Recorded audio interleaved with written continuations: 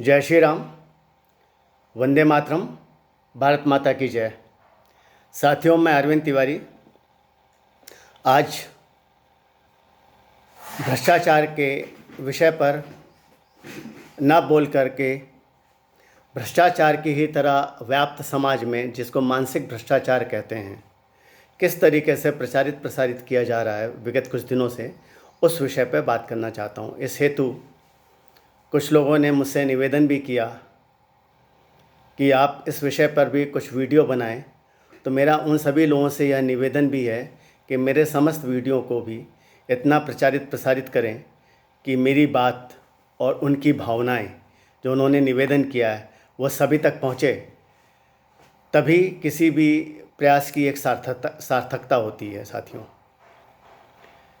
अभी विगत कुछ दिनों से हम लोग जो समाचार माध्यमों, तथाकथित मीडिया, कुछ राजनीतिक दल, कुछ राजनेता जिस तरीके से एक विषय पर अपने बयानबाजी कर रहे हैं, वह विषय केंद्रित है भारत देश के जनसंख्या के दृष्टि से सबसे बड़े प्रदेश उत्तर प्रदेश के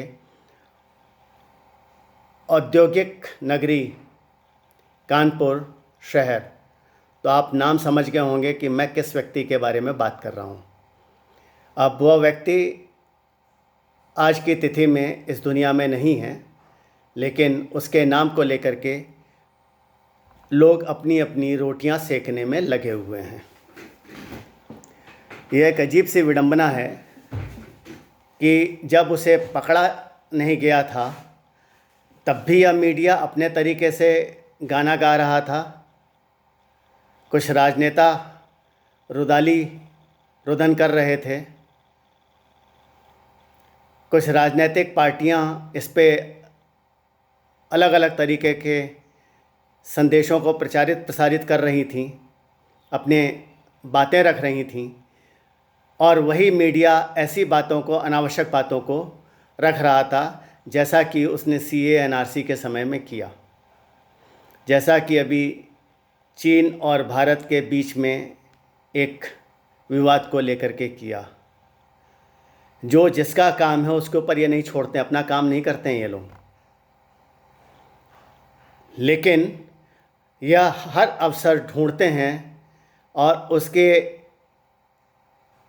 इतनी बारीक, इतनी पैनी दृष्टि रखते हैं कि कोई भी ऐसी चीज़ जिसका यह राष्ट्रद्रोह के लिए उपयोग में ला सकें, वह ऐसा कोई भी अवसर नहीं छोड़ते।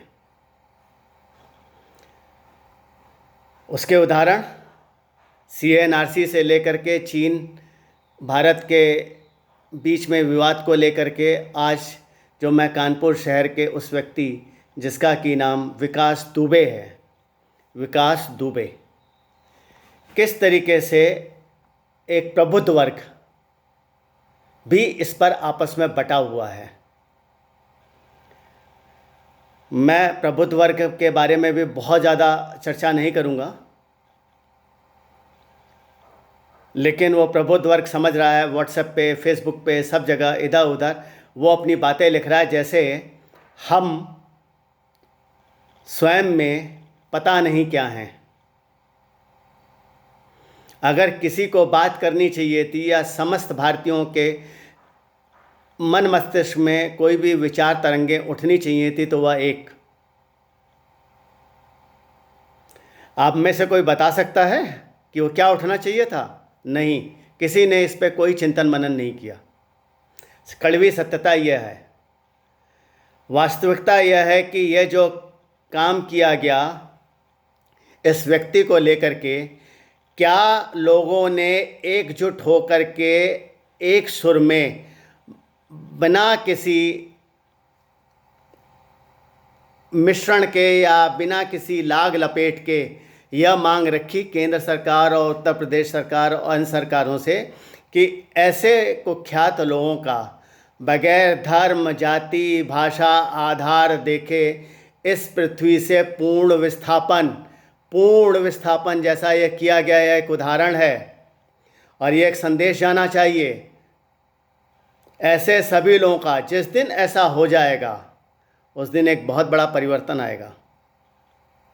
तो हमारी एक ही मांग कि ऐसे समस्त दुर्दांत कुख्यात राष्ट्रद्रोहियों का इस पावन धरा से पूर्ण विस्थापन, पूर्ण मतलब पूर्ण, जिस प्रकार से इस व्यक्ति के लिए किया गया, कुछ नहीं छोड़ा गया। जब तक यह उदाहरण बार बार प्रस्तुत नहीं किया जाएगा तब तक यह राजनेता, यह राजनीतिक दल, यह मीडिया और यह राष्ट्रद्रोही इस तरीके के संदेशों को प्रसारित कर राष्ट्र में विघटन की स्थिति उत्पन्न करने का संपूर्ण प्रयास करेंगे। अतः यह हमारा नैतिक उत्तरदायित्व है कि हम इन बातों को समझें। यह आज कोई नई बात नहीं है, विगत कई दशकों से चली आ रही है और कई दशकों से यह मार भारत पर बार बार इसका प्रहार कर रहे हैं और इनमें कोई दया, ममता, करुणा कुछ नहीं है। इनका सिर्फ एक ही उद्देश्य है, किस तरह से इस राष्ट्र में अशांति, विघटन, अराजकता प्रसारित करते रहें, जिससे कि ये अपने अनैतिक कार्यों को सिद्ध करते रहें। राष्ट्र रहे या न रहे, इनका अपने से मतलब है, यह सब यह नहीं जानते हैं और या यह कहिए कि इसको विस्मृत कर दिया है, भूल गए हैं कि राष्ट्र नहीं रहेगा तो ये क्या रहेंगे। इसमें हिंदुओं की अत्यंत महत्वपूर्ण भूमिका है और आज के इस समय में, ऐसे समय में तो ये उत्तरदायित्व कई गुना बढ़ जाता है, क्योंकि जितने राष्ट्रद्रोही तत्व हैं, वो चाहे राजनीतिक दल के रूप में या राजनेताओं के रूप में या उनके समर्थन के द्वारा, व्यक्ति विशेषों के द्वारा या कुछ तथाकथित मीडिया समाचार पत्रों के माध्यम से या देशद्रोहियों, कुख्यात, दुर्दांत विघटनकारियों, समाज में दुराचार, अनाचार, व्यभिचार प्रसारित करने वाले व्यक्तियों को तब तक ये हथियार हाथ में रहेगा और ये काम करते रहेंगे। उनको इसमें कोई शर्म या लज्जा नहीं है। दूसरी बात, मैंने बात की थी, भ्रष्टाचार का ही एक रूप है। हम हिंदू जब घर से बाहर निकलते हैं तब हम भारतीय क्यों नहीं होते, हम हिंदू क्यों नहीं होते?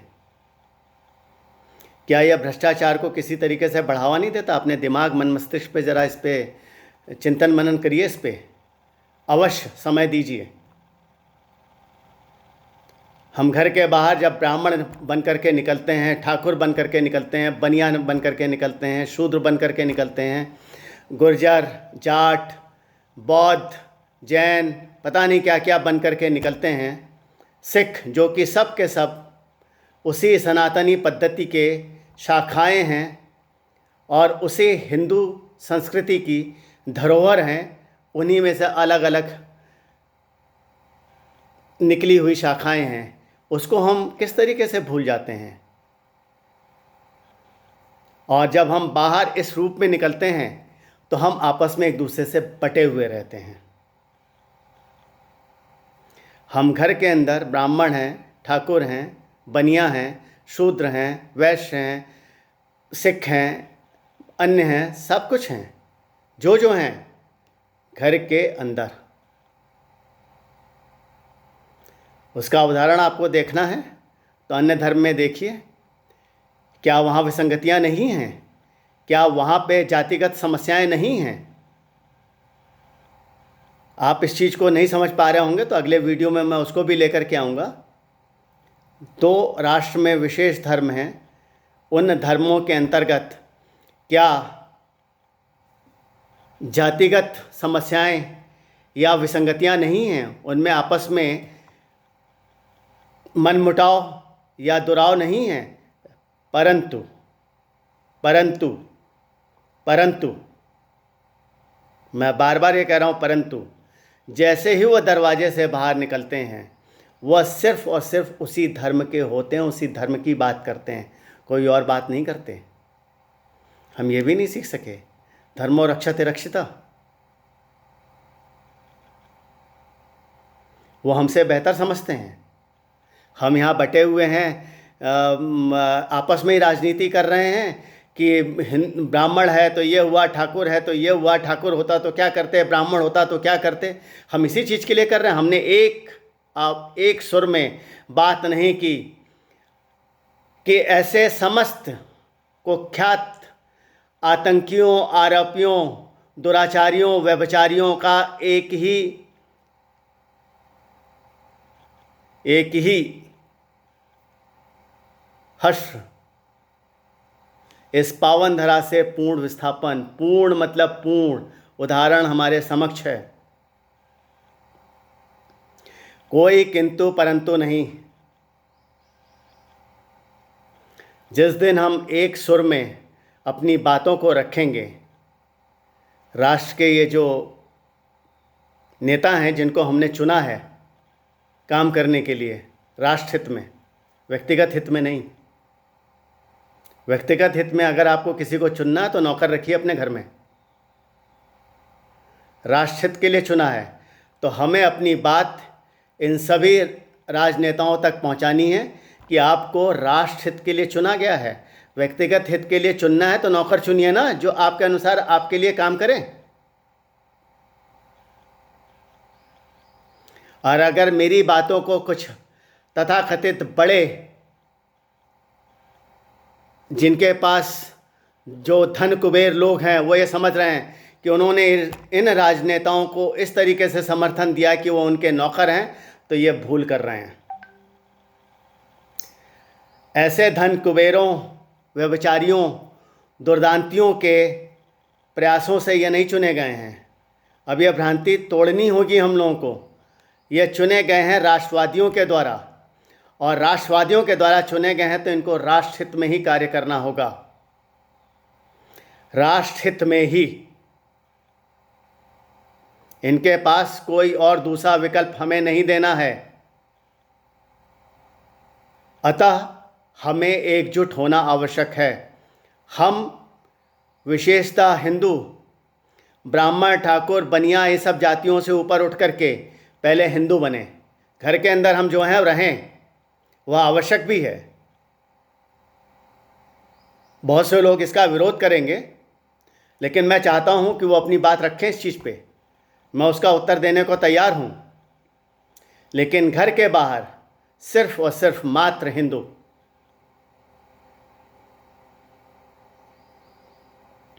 धर्म पे चर्चा करनी है तो उसके लिए धर्मगुरु लोग हैं, उनको बुला करके उनसे चर्चा कर सकते हैं। राज्य की नीति यानी राजनीति क्या होनी चाहिए, तो हम उन राजनीतिज्ञों से जो कि राष्ट्र को समर्पित लोग हैं उनसे चर्चा करें या उनकी पुस्तकों को पढ़ें, या यूँ कहें हमें चाणक्य नीति को समझना होगा। हमें चाणक्य बनना पड़ेगा। अब ब्राह्मणों से एक निवेदन, चाणक्य ने भी कहा है, ब्राह्मण वही है जिसके हाथ में शस्त्र और शास्त्र दोनों हो, या जिसमें सामर्थ्य हो जो शस्त्र और शास्त्र दोनों की शिक्षा दे सके, दोनों को अपने हाथों में उठा सके। कहने का स्पष्ट अभिप्राय यह है कि ब्राह्मण समाज में वह परिवर्तन, क्रांति ला सकता है, क्योंकि उसी में वो सामर्थ्य है कि वो एक हाथ में शस्त्र और एक हाथ में शास्त्र उठा करके पूरे राष्ट्र को एक नई दिशा दे। किसी और में यह सामर्थ्य नहीं है, तो हमें अपने सामर्थ्य का उपयोग करना है, दुरुपयोग नहीं। हमें अपने सामर्थ्य का स्वयं उपयोग करके जनहित में कार्य करना है, न कि दूसरे के द्वारा उसको उपयोग करके अपना दुरुपयोग करवाना है। मैं दो बातें कह रहा हूँ, स्वयं दुरुपयोग करना या अपने स्वयं हित के लिए अपने सामर्थ्यों का किसी और के द्वारा दुरुपयोग करवाना। इसमें कौन कौन कर सकता है दुरुपयोग? यह तथाकथित राष्ट्रद्रोही राजनेता, राजनीतिक दल, मीडिया, या यह कुख्यात दुर्दांत अनाचारी, दुराचारी, जो कुछ राष्ट्रद्रोही, देशद्रोही हैं। अतः आप सभी से विनम्र निवेदन कि इस पे ध्यान दें, और जिन भाइयों ने मुझसे निवेदन किया कि आप इस विषय पे वीडियो लाएं, मैं बहुत ही बगैर नाम लिए, बगैर कुछ लिए या वीडियो ले करके आया हूं। इसका अभिप्राय या अर्थ यह नहीं कि मैं नाम नहीं ले सकता, काहे कि सारे नाम फेसबुक पे, ट्विटर पे, आपके गूगल पे, सब जगह उपलब्ध हैं। कोई भी इनके नामों को ढूंढ करके आराम से बोल सकता है। 4 बार पढ़ करके इनके नाम ऐसे रख सकता है जैसे बहुत ज़्यादा इनके बारे में जानता है, इनके बारे में पढ़ भी सकता है। मैं ये सब कार्य नहीं करूँगा, लेकिन आवश्यकता हुई तो मैं ऐसे नामों को ज़रूर लेकर के समक्ष आऊँगा कि जिनके लिए कुछ नेता, कुछ राजनीतिक दल, कुछ मीडिया, कुछ पत्रकार, कुछ लोग इतने ज़्यादा रुदाली रुदन करने लगते हैं कि पता नहीं ये कितने बड़े व्यक्ति हैं और इनके बगैर राष्ट्र नहीं चल सकता, जबकि सबको स्पष्ट रूप से पता है, दृष्टिगोचर हो रहा है कि यह राष्ट्र की नींव को खोखला कर रहे हैं। अब वो समय नहीं रहा, आप सबको समझना होगा। नहीं समझ सकते तो समझाए जाएंगे। पूरा भारत अब एकजुट होता जा रहा है, पूरा राष्ट्र एक सूत्र में बनता चला जा रहा है। इस मीडिया का, कई मीडिया प्रचार प्रसार माध्यमों का जिस तरीके से आप लोग दुरुपयोग करते हैं, राजनेता वगैरह, उसी तरीके से प्रत्येक भारतीय इनको देख करके आप लोगों की बातों को समझ रहा है। अतः आप सभी से निवेदन है कि अब राष्ट्र के कार्यों के लिए जुट जाएं, और जो भी राष्ट्र के लिए अब समर्पित नहीं हैं, आने वाले समय उसके लिए बड़े कष्टकारियों चुने नहीं जाएंगे, सड़कों पे नज़र आएंगे। अतः देश हित में एकजुट हों।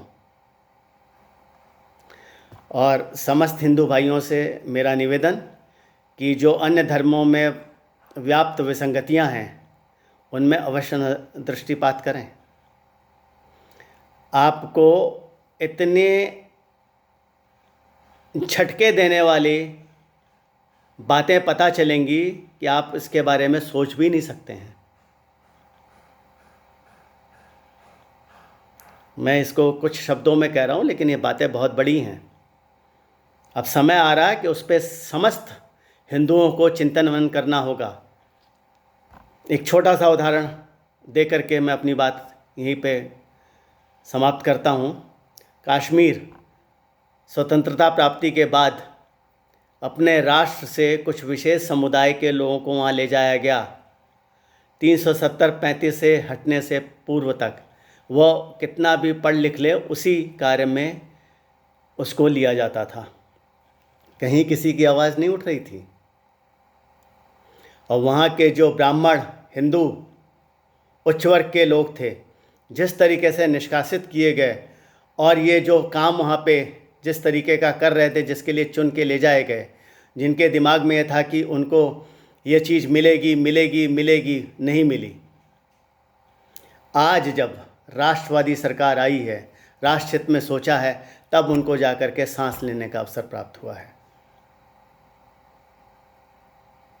एक छोटा सा उदाहरण दे करके मैं अपनी बात समाप्त कर रहा हूँ। इसका यह मतलब नहीं कि ऐसे और उदाहरण अपने देश में नहीं है।